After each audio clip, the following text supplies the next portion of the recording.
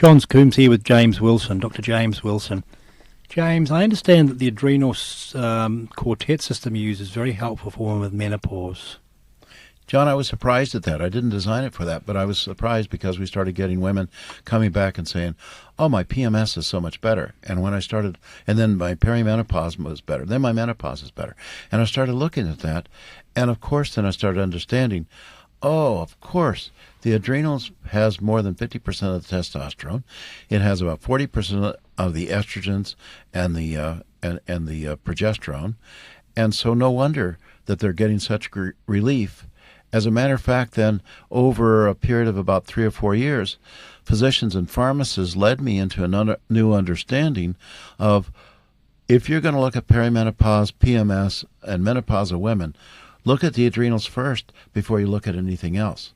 And so they actually gave me the feedback that they were using a program like this, that the first thing they did when a woman had PMS, menopause, or perimenopause is they had them take the Adrenal Fatigue questionnaire, and if they were low in the adrenal hormones, then they had them take these salivary cortisol hormone test, and then as they treated them, they watched them come along, and it was much more satisfactory.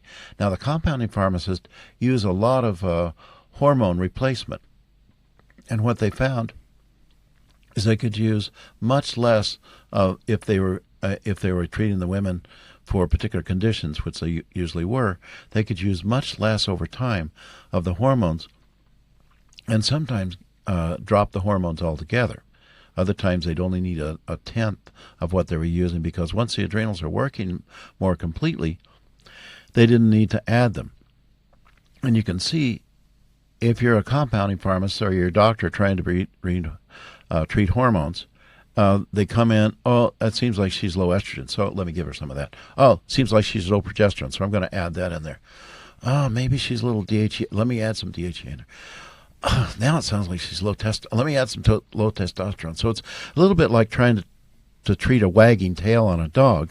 They're trying to mix this and match this and trying to balance this here. And they're like a juggler. So once they started treating the adrenals, it makes all those. They said, my job just got a lot easier. As a matter of fact, I'll never forget an OBGYN that came up to me at a conference, and he says, you made my job a lot easier and a lot better.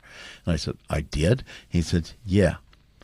The last lecture, you talked about the adrenals and how it could be effective in helping people with menopause and perimenopause and PMS.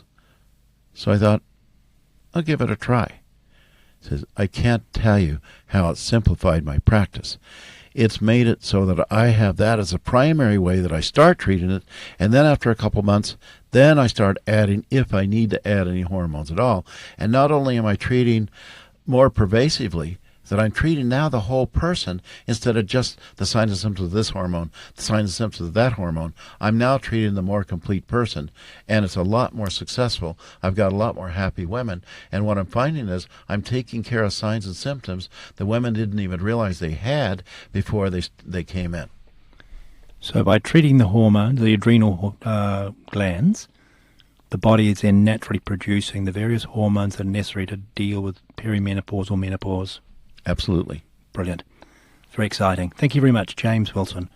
www.adrenalfatigue.co.nz or www.globalhealthclinics.co.nz.